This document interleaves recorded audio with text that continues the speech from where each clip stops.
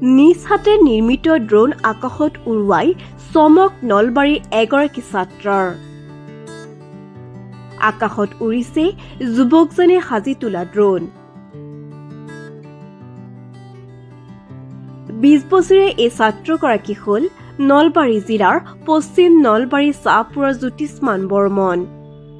নলবাৰী মহাবিদ্যালয়ৰ কম্পিউটাৰ বিজ্ঞানৰ প্ৰথম ষান্মাসিকৰ ছাত্ৰ জ্যোতিষ্মানে সাজি উলিয়াইছে একাধিক ৰবটো। সৰুৰে পৰা এই ধৰণৰ কামৰ প্ৰতি যুৱকজনৰ আছিল দুৰ্বাৰ হেঁপাহ, যাৰ বাবে নিজৰ ঘৰতে এই ধৰণৰ কাম চলাই নিছে যুৱকজনে। তৃতীয় শ্ৰেণীত অধ্যয়নৰত সময়ৰে পৰা জ্যোতিষ্মানে চৰ্চা কৰি আহিছে ড্ৰোন আৰু ৰবট নিৰ্মাণৰ বিষয়ে।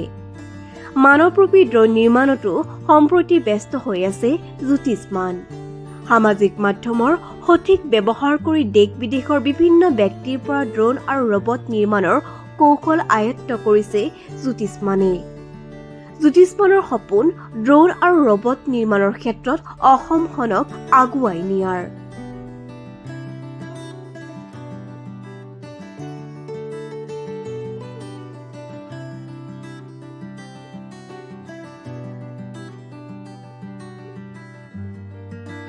নমস্কাৰ, মোৰ নাম জ্যোতিষ্মান বৰ্মন। মই ক্লাছ 3ৰ পৰাই মই ইলেক্ট্ৰনিক্স জাৰ্ণিটো আৰম্ভ কৰিছিলোঁ আৰু দেন মই ক্লাছ 8ত যোনটো মোৰ ৰবটিক্স জাৰ্ণি সেইটো ষ্টাৰ্ট কৰিছিলোঁ। দেন মই এতিয়া যোনটো ক্লাছ 11 মানৰ পৰা মই ড্ৰোন টেকন'লজিৰ ওপৰত মানে ফ'কাছ কৰিছোঁ মেইনলি, যিহেতু আমাৰ অসমত ড্ৰোন টেকন'লজিটো বহুত মানে প্ৰয়োজনীয় হয়। কাৰণ এতিয়া জাপানে হওক বা চাইনাই হওক, তাতে ফ্লাড চিটুৱেশ্যন যিকোনো আমাৰ ইমাৰ্জেঞ্চি চিটুৱেশ্যনতে আমাৰ তাতে ড্ৰোন টেকন'লজি ইউজ কৰা হয়। বাট আমাৰ ইয়াতেও ছেমেই প্ৰব্লেমবোৰ।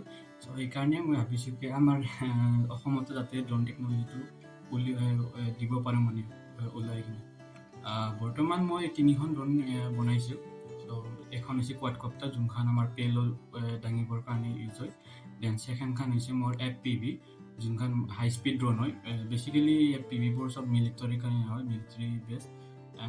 আৰু সৰুমান এখন আছিলে, সেইখন জাষ্ট ষ্টুডেণ্টৰ কাৰণে লাৰ্ণাৰ্ছ হয়, সেইখন মোৰ চেল হৈছে। ড্ৰোন টেকন'লজি জাষ্ট আমাৰ লঞ্চ কৰিলে হ'ল, আমাৰ বহুত বস্তু কৰিব পাৰিম আমি। ড্ৰোন টেকন'লজি কিবা কাৰণে উলিয়াব পাৰোঁ, বহুত বস্তু আমাৰ ইজি হৈ যাব। লাইক ডেলিভাৰী চিষ্টেমে হওক বা ফ্লাড ৰেস্কিউ হওক, বা কোনোবা যদি কিবা ফাঁচি আছে ফ্লাড চিটুৱেশ্যনত, তেতিয়া মানে এই ড্ৰোন টেকন'লজিৰ সহায়ত আমি বস্তু দিব পাৰিম।